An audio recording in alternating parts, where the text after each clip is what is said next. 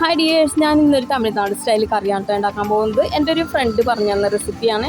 അപ്പോൾ അതിനായിട്ട് ഞാനൊരു 6 വെണ്ടയ്ക്ക എടുത്തിട്ടുണ്ട്. പിന്നെ ഒരു തക്കാളി, ഒരു നെല്ലിക്ക വലിപ്പത്തിലുള്ള വാളംപുളി, പിന്നെ 2 സ്പൂൺ മല്ലിപ്പൊടി, 1 സ്പൂൺ മുളക് പൊടി, 4 സ്പൂൺ മഞ്ഞൾപ്പൊടി, അരമുറി തേങ്ങ, 2 അല്ലി ചുവന്നുള്ളി, 1 സ്പൂൺ നല്ല ജീരകം, പിന്നെ ആവശ്യത്തിന് ഉപ്പ്, പിന്നെ താളിക്കാനുള്ള വെളിച്ചെണ്ണയും കടുകും കറിവേപ്പിലയും. ഇത്രയും കേട്ടോ അതിന് വേണ്ട ഇൻഗ്രീഡിയൻസ്. വെണ്ടയ്ക്ക നല്ലപോലെ കഴുകി വൃത്തിയാക്കി അതിൻ്റെ 2 അറ്റവും കളഞ്ഞിട്ട് ചെറുതായിട്ട് കട്ട് ചെയ്തെടുക്കുന്നുണ്ട് കേട്ടോ. പിന്നെ തക്കാളിയും ചെറുതായി കട്ട് ചെയ്തെടുക്കുന്നുണ്ട്. തേങ്ങ ഞാൻ ചിരണ്ടിയല്ല കേട്ടോ എടുക്കുന്നത്. തേങ്ങ പൂളി എടുത്തിട്ട് ചെറുതായിട്ട് കട്ട് ചെയ്ത് മിക്സിയിലിട്ട് ഒന്ന് ക്രഷ് ചെയ്തെടുക്കുകയാണ്. അപ്പോൾ ഈ സമയത്ത് തന്നെ ചുവന്നുള്ളിയും കൂടി ചേർത്ത് കൊടുക്കുന്നുണ്ട് കേട്ടോ.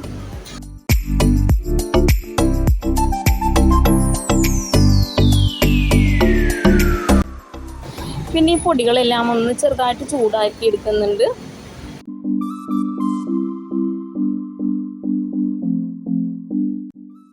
പൊടികളെല്ലാം തന്നെ ഒന്ന് ജസ്റ്റ് ഒന്ന് ചൂടാക്കിയതിന് ശേഷം ഈ ക്രഷ് ചെയ്തെടുത്ത തേങ്ങയിലേക്ക് ഇട്ട് കൊടുത്ത് ജീരകം കൂടി ചേർത്ത് വെള്ളം ഇട്ട് ഒന്ന് നല്ലപോലെ പേസ്റ്റാക്കി അരച്ചെടുക്കുവാണ്.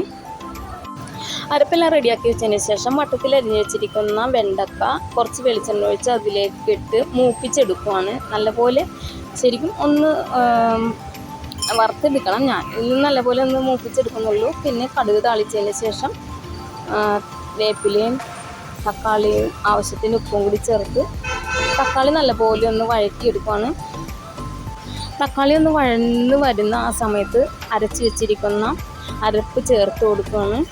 പാകത്തിനുള്ള വെള്ളവും ചേർത്ത് പുളിവെള്ളവും കൂടി ചേർത്ത് ഒന്ന് തിളച്ച് വരുമ്പോഴേക്കും വറുത്ത് വെച്ചിരിക്കുന്ന വെണ്ടക്ക ചേർത്ത് കൊടുക്കുകയാണ്.